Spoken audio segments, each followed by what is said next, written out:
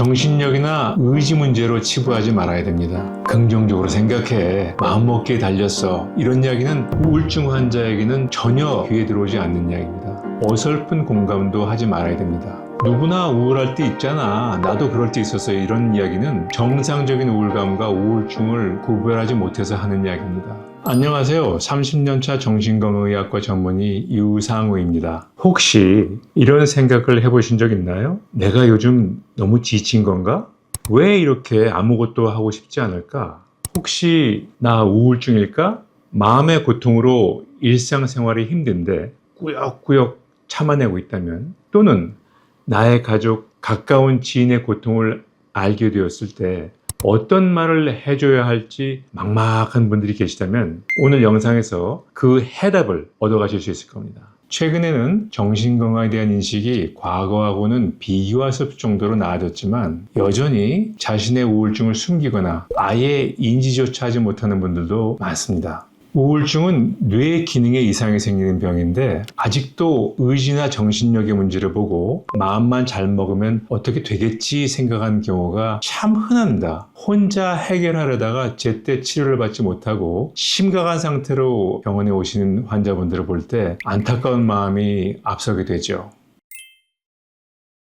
먼저 우울증이 어떤 병인지를 알아보겠습니다. 우울증은 뇌 기능이 전반적으로 떨어지는 질환입니다. 감정뿐만 아니라 신체 기능, 인지 기능을 포함한 뇌의 전반적인 기능이 떨어진다는 이야기죠. 그래서 증상이 다양하게 나타나는데 우울감이나 슬픔, 의욕저하와 신체 증상으로는 쉽게 피로감을 느끼고 무기력하고 주의 집중력이나 기억력 저하, 학업이나 업무 처리 능력 저하 같은 인지 기능 저하가 동반되는 질환입니다. 우울증이 생기는 원인을 한마디로 요약하자면 뇌 신경 전달 물질의 균형이 깨졌기 때문입니다. 세로토닌, 도파민 들어보신 적 있을 거예요. 조금 감이 안 잡힐 수도 있으니 눈에 보이게끔 쉽게 풀어서 설명드릴게요. 하나의 신경 전달 물질은 기능이 하나가 아니라 여러 가지입니다. 도파민의 경우 여러 가지 작용 중에 운동 기능도 담당하는데 뇌에 도파민 생산 공장이 있습니다. 뇌의 흑질이 제대로 생산을 못하면 파킨슨氏병이 옵니다. 제대로 움직이지 못하고 온몸을 덜덜 떨게 되죠. 반대로 도파민을 과잉 생산하면 틱 아시죠? 자신이 원치 않는 불필요한 운동장애가 생깁니다. 도파민의 부족으로 우울증이 오기도 하지만 특히 우울증을 설명하는 가장 중요한 물질은 세로토닌입니다. 그래서 대부분의 우울증 치료제는 세로토닌 활성화가 주된 작용 기전입니다. 세로토닌의 역할은 감정, 식욕, 수면과 같은 중요한 신체 기능들을 조절해주는 겁니다. 이 세로토닌의 균형이 깨져서 부족해지면 우울감과 함께 전반적인 뇌의 기능이 떨어지게 되는 것이 우울증의 발병 가장 중요한 원인에 해당이 됩니다. 우울증에서는 상당히 다양한 증상이 나타납니다. 정서 증상으로 우울하고 침울한 기분, 의욕저하뿐만 아니라 짜증이나 화가 늘어나는 경우도 흔합니다.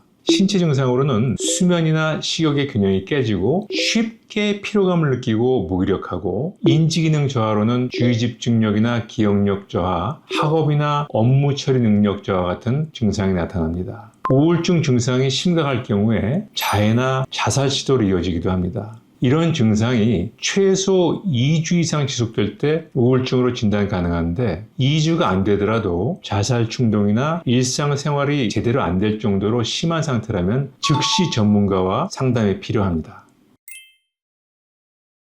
정신력이나 의지 문제로 치부하지 말아야 됩니다. 긍정적으로 생각해, 마음먹기에 달렸어, 이런 이야기는 우울증 환자에게는 전혀 귀에 들어오지 않는 이야기입니다. 어설픈 공감도 하지 말아야 됩니다. 누구나 우울할 때 있잖아, 나도 그럴 때 있었어요, 이런 이야기는 정상적인 우울감과 우울증을 구별하지 못해서 하는 이야기입니다. 우울증에서 나타나는 병적 우울감은 일반적으로 주변 사람들이 공감을 할 수 없는 감정이기 때문입니다.